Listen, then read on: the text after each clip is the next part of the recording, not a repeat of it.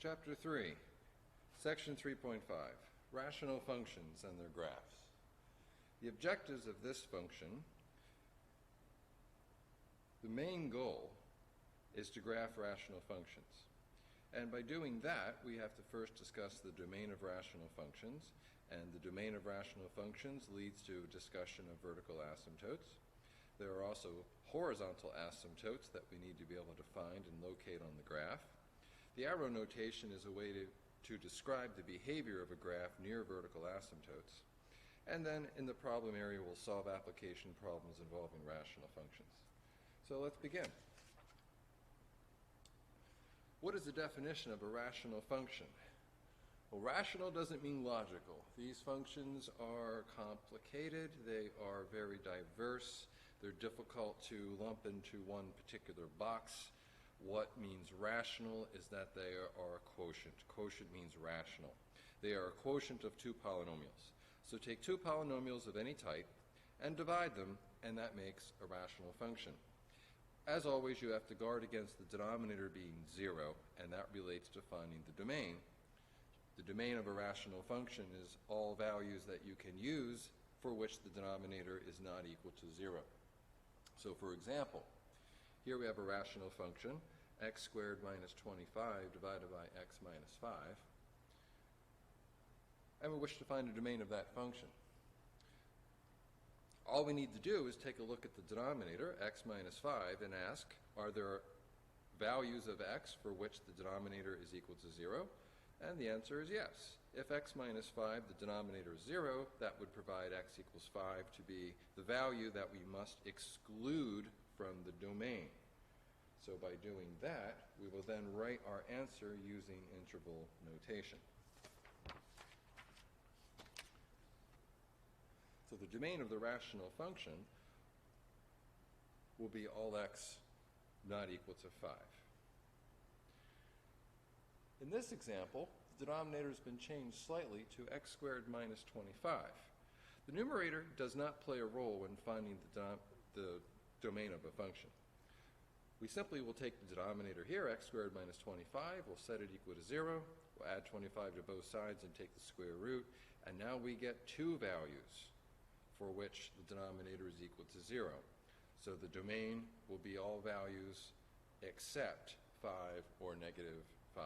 If you wish to write that in interval notation, then you would say everything to the left of negative 5 is okay, up to but not including negative 5, so open parenthesis there, together with union, everything between negative 5 and 5, open on both sides, and then together with everything to the right of 5, and that would be interval notation for describing all values not equal to 5 or negative 5.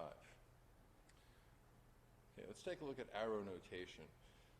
This is used in calculus, and it's starting to be used in pre-calculus. It describes the behavior of a graph in two particular ways. The first piece here is describing how x is behaving near a fixed number a that's on the x-axis. And the little plus sign there and the little minus sign there refer to which side of the number that you are on. So for example, here in the margin, if x were equal to 3, if you want x to approach 3 on the right side, what would that look like? We mean you're on the x-axis, that you are at the number 3, and the values of x that you are considering are just to the right, on the right side of 3. That means right here, just to the right of 3. So for example, 2.7, 2.9, 2.99, and when we say just to the right, we mean very close, but on the right side. In a similar way, the left side would be over here.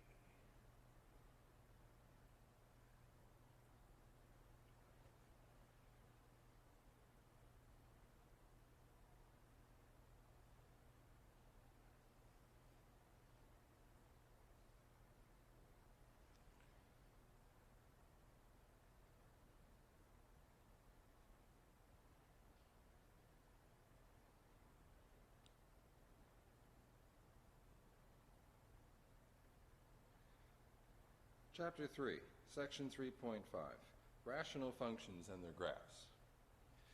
The main objective is to be able to graph rational functions.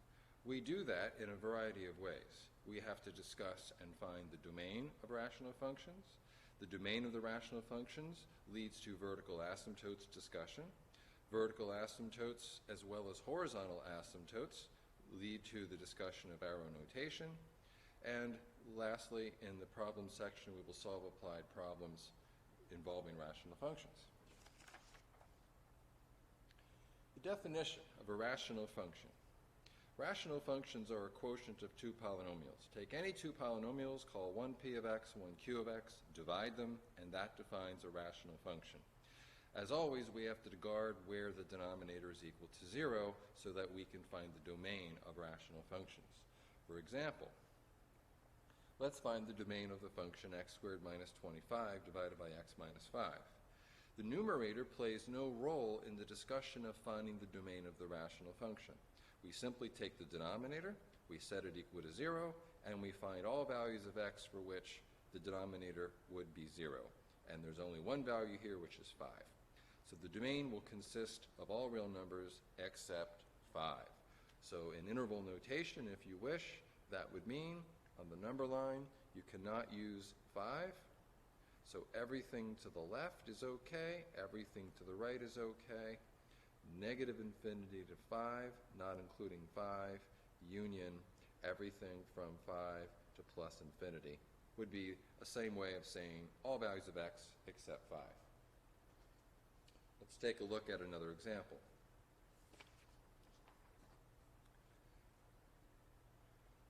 This function g of x has a different denominator, x squared minus 25. Only the denominator plays a role when discussing the domain. The domain will be all values of x for which the denominator is equal to 0. By solving the equation, we get two values, plus and minus 5.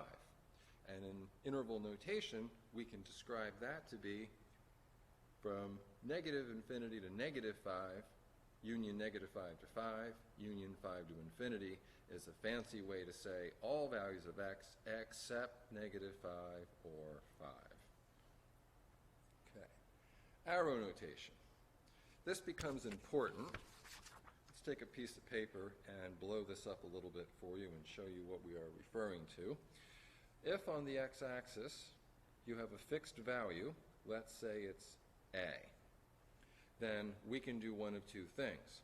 To notice that x is getting close to the value of a here, but on the right side, we say that x is approaching the value of a, but we have to say on which side.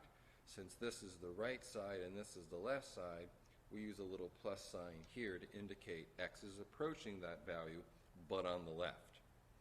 If we were instead approaching that value on the left side like this, then we would say x is approaching a, but on the left, and we'd use a little minus sign there to indicate the direction.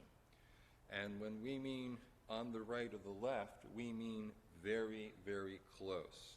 So if a were equal to 3, let's say, then an example of values of x approaching a but on the right side would be 3.2, 3.1, 3.01, etc.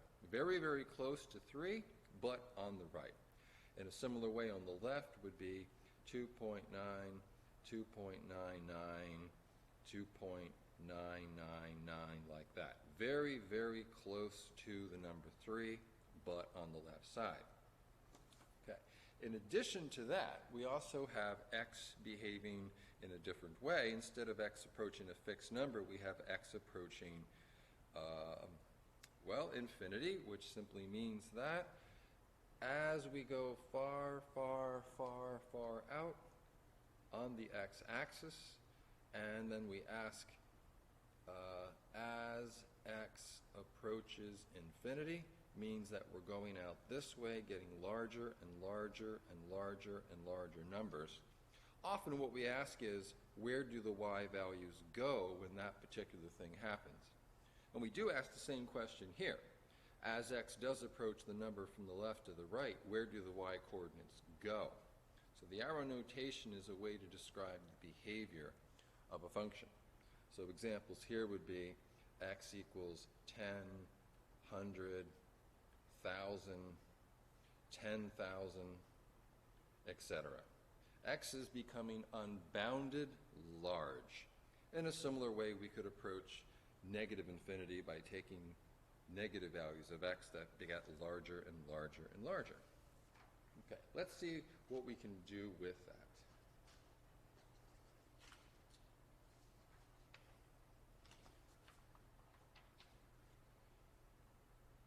Vertical asymptotes.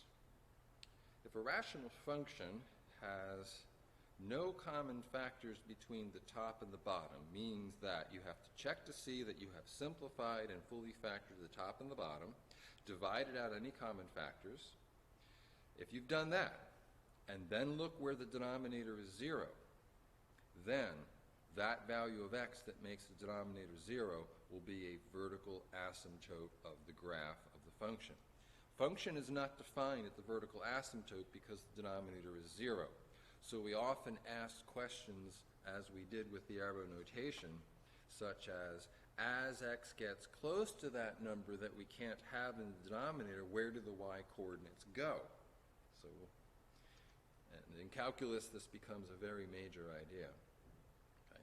Let's put it into action. Do an example.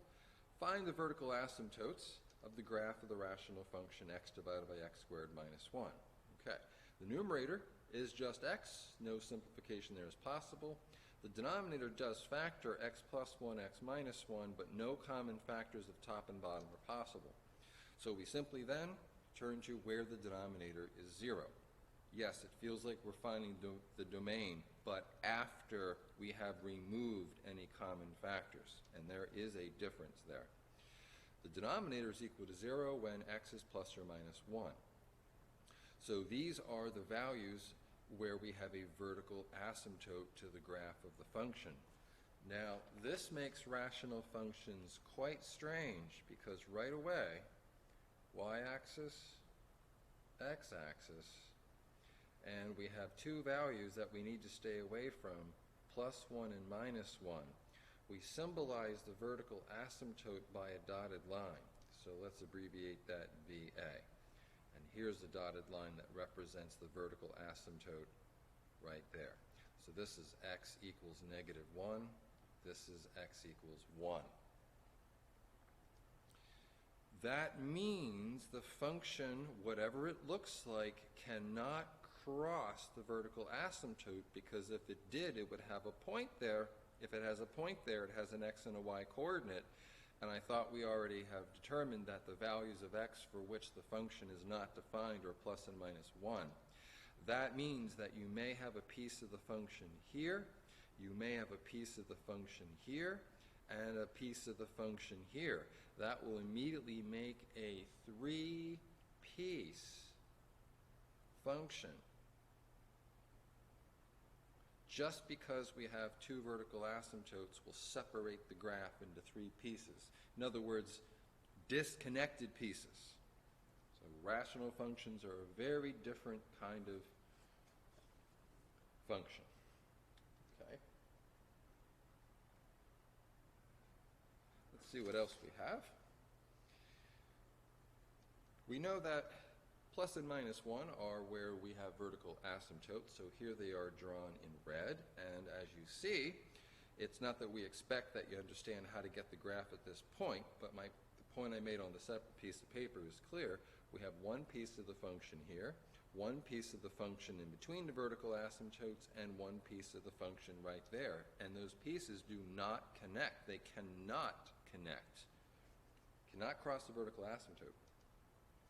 Okay, there are also horizontal asymptotes. How are they different? Okay. Well, let's back up for just a moment here and take a look at the example up here. Okay? So here we got the vertical asymptote x equals 1.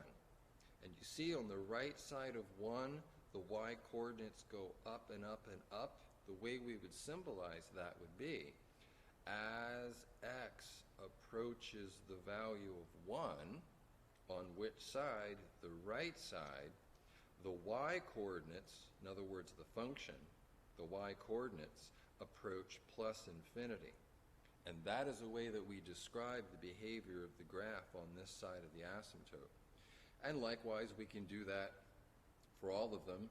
And I believe we'll see that picture later on here in the PowerPoint slides. So good to mention it for now.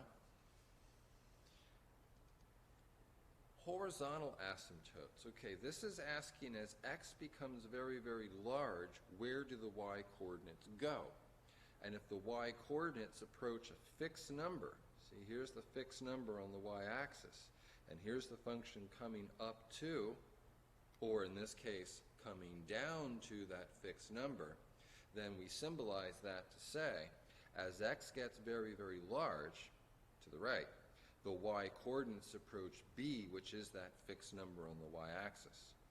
Notice that a function can cross its horizontal asymptote because horizontal asymptotes do not relate to whether the function is defined or not.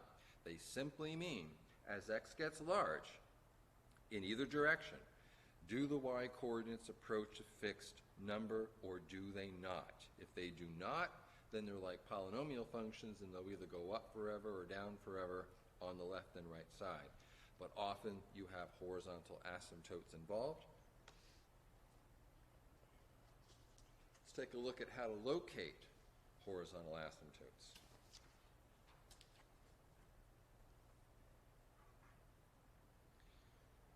Take a rational function, which is a quotient of two polynomials. So here's one of the polynomials divided by another one of the polynomials. Looks very, very complicated. But all this is saying is that there are three conditions, two of which make horizontal asymptotes. All we need to look at are the highest degree terms in the numerator and the denominator. Take those two and take the ratio of those two. So divide those two terms, forget about all the rest, and just take this one divided by this one and simplify. What are the possibilities? Well, the possibilities are that if the top power is smaller than the bottom power, okay, so this one's bigger, this one's smaller. We're talking about the exponent here. This is a bigger exponent like 4, and this is an exponent like 1 or 2. Then the denominator increases, gets so much larger, so much faster than the top, that you end up with 0 resulting in the fraction when x gets really, really large, so that the x-axis, or y equals 0, is your horizontal asymptote. If we turn that around and take the numerator to be larger degree than the bottom, say we have x to the 4th up here and only x or x squared down here, now the top will get so much larger than the bottom when x gets large that the function will blow up. The y coordinates will get bigger and bigger and bigger and bigger, and the end behavior will be like a polynomial function, so there will be no horizontal asymptotes at all. The interesting case is when these have exactly the same degrees, like they're both x squareds, top and bottom, or the highest degree top and bottom is x cubed, or even x. When we take the ratio of those two terms, we get a number, and that number is the y value for which the function will approach. That's the b in the previous slide. Let's take a look at it. It's always easier to put it into practice than to discuss the theory. Find horizontal asymptotes, if it has any, of that following rational function. Okay, so all that matters here with horizontal asymptotes is the highest degree term top and bottom. And you can see they are of equal degree. So if you take 9x squared divided by 3x squared, the x squareds will divide out and you end up with 9 over 3. Notice we're not dividing this by this in the fraction. That would be illegal math. What we are doing is simply taking the highest degree term in the top and we're dividing that by the highest degree term that exists in the bottom, and we simplify that. That number that we get is the y value that the function will approach. In other words, as x becomes really, really large, the y-coordinates will eventually approach 3. And as the previous pictures in the slides indicated, that could mean that it approaches from above or perhaps from below. But as x gets really big, the y-coordinates approach 3. Okay, so y equals 3 is the equation of that horizontal asymptote.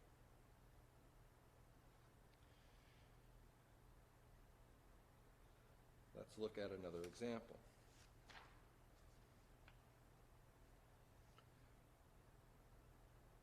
Well, here's the picture. See, as x gets really, really large, and it has to be large. See, when x is small, the y-coordinates are doing whatever they're doing, but when x gets large, the y-coordinates, see, they're approaching 3. Here it's from below. Turns out on this side, as x gets large, x approaches negative infinity, the y-coordinates are also approaching 3 from below. Not that we know what the graph looks like or why, we simply know the behavior at the horizontal asymptote. We don't even know if it approaches from below or above.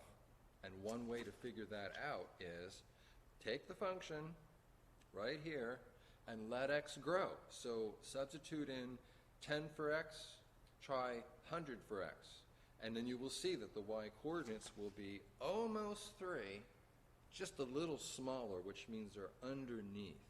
So the y-coordinates will be like 2.8, 2.9, 2.95, like that. Now compare what we just did to the next example. Here we have a function g of x. We want the horizontal asymptotes. So take the highest degree term that appears in the top, 9x, take the highest degree term that appears in the bottom, 3x squared, and divide those two.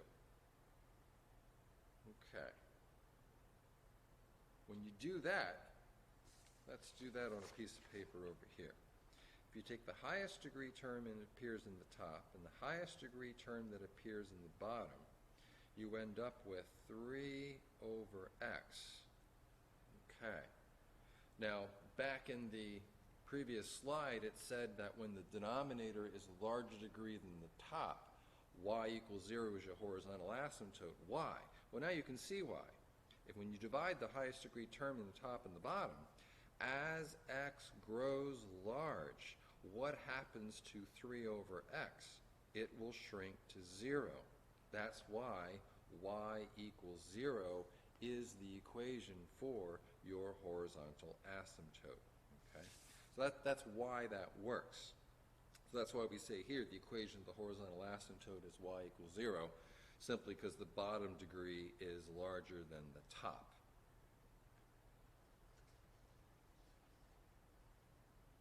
Here's a picture of what that function looks like. Very, very different from some of the previous pictures. Rational functions are very wild. They don't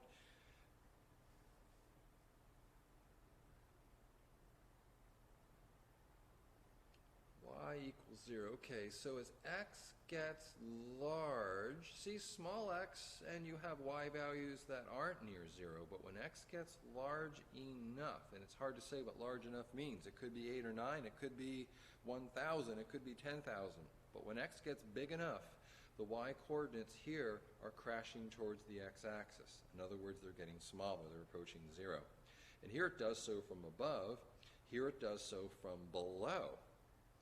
And why is it above on this side and below on this side? The only way that you can make sense of that is go back to the function right there and substitute values of x that are large positive and large negative, and you will see why. For large positive x, it's above 0, but not by much. And for large negative values of x, it's just below 0.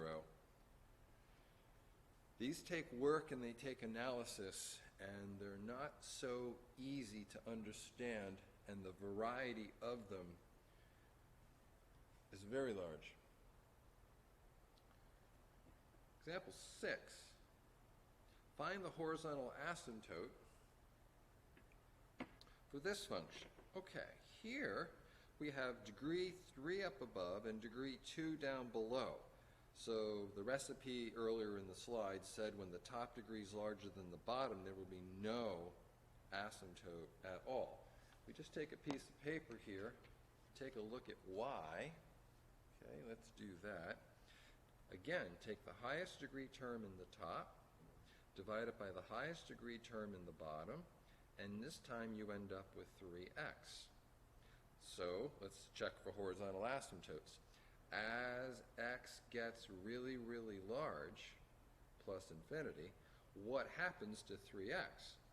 3x will blow up. It gets larger and larger and larger, which is simply telling you that on the graph, when you go way out on the x-axis, the function will eventually go up like that forever, towards plus infinity. No horizontal asymptote at all. That's why this recipe works, to say when the top degree is larger than the bottom, there are no horizontal asymptotes. That's why that works.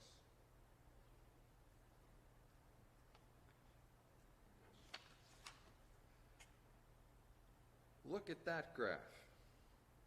That looks like a polynomial. No vertical asymptotes in this case, no horizontal asymptotes in this case. It's a one-piece graph. This almost looks like y equals x cubed, but not quite. It looks more polynomial than it does rational. Like I said, they come in a huge number of varieties, and they're tough to pin down. You have to analyze each one from scratch, from the beginning. Okay. These are two best known, almost first example in any textbook of two rational functions that are probably the easiest two that you can possibly discuss. This one's called the reciprocal function, 1 over x. So whatever x is, 1 over x would then be its reciprocal. And it has interesting behavior for being the easiest possible rational function. It has a horizontal asymptote here on the x-axis, so the y's are approaching 0 when x gets large, and the y's are approaching 0 here when x gets large. But since the denominator can't be 0, we have a vertical asymptote here on the y-axis, which means that the function is coming in towards 0 and blows up, because 1 divided by very, very small values of x is very, very large. And on this side, very small negative values of x, 1 divided by a very small negative is a huge negative, and that's why it goes down. So this has a lot of action. It also has what we call origin symmetry. In other words, opposite quadrants here, it's a mirror image. If you flip the function here across the origin, it'll land here. That's called origin symmetry. It means if you replace x by negative x in your function, you will end up with the original function, but the opposite of it, the negative of it. And that indicates that you have origin symmetry. Most don't have it, but some do. It's something that you can check. Function here is 1 over x squared. This has y-axis symmetry. In other words, if you fold it across the y-axis, this one will be on top of this one right here. That means if you replace x with negative x in the function, in fact, we could do that, replace this x by negative x. When you square negative x, you get x squared again, and you get the original function back. That's what means y-axis symmetry. I'll leave it to you, the viewer of this video, to discover why both branches of the curve are above the x-axis, whereas over here, one branch is above and one branch is below. You can investigate that. It's worthwhile doing. Okay, so let's look at an overall strategy for how we graph these rational functions. There's a lot of components. We could look at symmetry. That's sometimes worthwhile. Sometimes I let the graph tell me whether there might be symmetry. So this is recommended, but not always the first item that you check. Find the y-intercept. That's always easy because you simply make the x-coordinate 0. Then find the x-intercepts. Okay, the x-intercepts are where the function's 0. When you set p of x over q of x equal to 0, the only way this fraction can be 0 is if the top is 0. So that's why it says find p of x equal to 0. Those values of x, if there are any, are where you have x-intercepts. In addition to that, you can locate vertical asymptotes. Well, that's where the denominator is 0 after you fully factored and removed any common factors of the numerator and the denominator. You can look for horizontal asymptotes. You can also plot some points, some meaningful points, points that would help improve the graph accuracy, places where you have unknown holes in the coordinate system and you know the function somewhere. That would be a good place to plot a point to see where it is. And so this says just collect all that information together in order to get a good solid graph.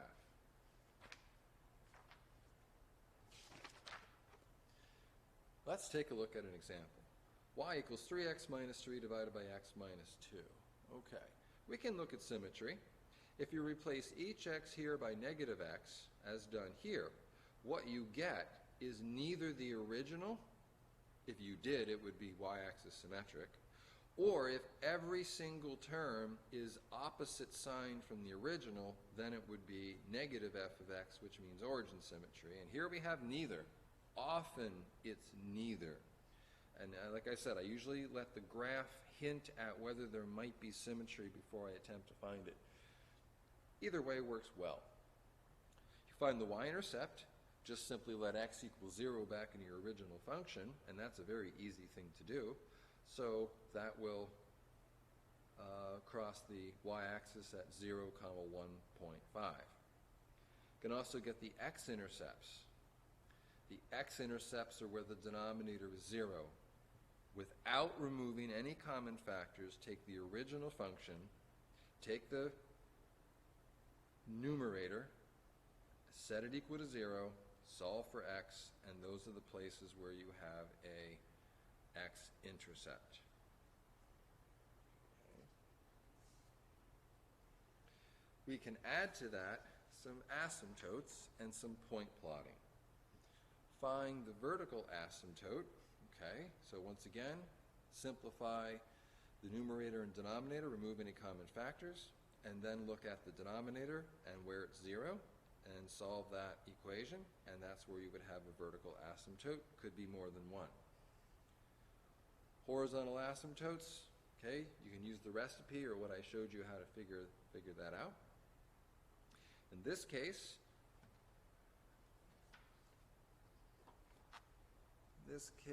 see, here's the original function, 3x minus 3 divided by x minus 2. We have same degree top and bottom, so 3x divided by x will be 3. So that's why we have 3, y equals 3 being the horizontal asymptote. Okay. We can also plot some points to help us out. Now, this isn't exactly how I approach it, but this is a good idea, is to plot some points. Before you plot points, I would have a sketch with all the information on there to tell you exactly which points might be the most helpful, since rational functions involve a lot of fraction computations. So I'll be doing an example of that over in the problem areas. So here we've managed to compute some x and y coordinates, and we put that on the graph here. This is the final version of the graph. So here's your vertical asymptote, here's your horizontal asymptote, and here is your y-intercept, and here is your x-intercept. See, just the y-intercept and the x-intercept alone tell me that the function is probably right in here.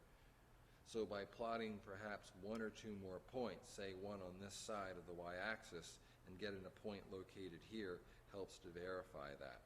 By plotting one point in between the y-axis and the vertical asymptote will give me a point down in here, and then I can smoothly draw the curve through those points.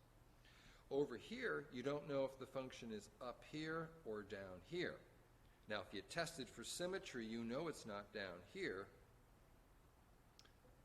But symmetry is often very difficult.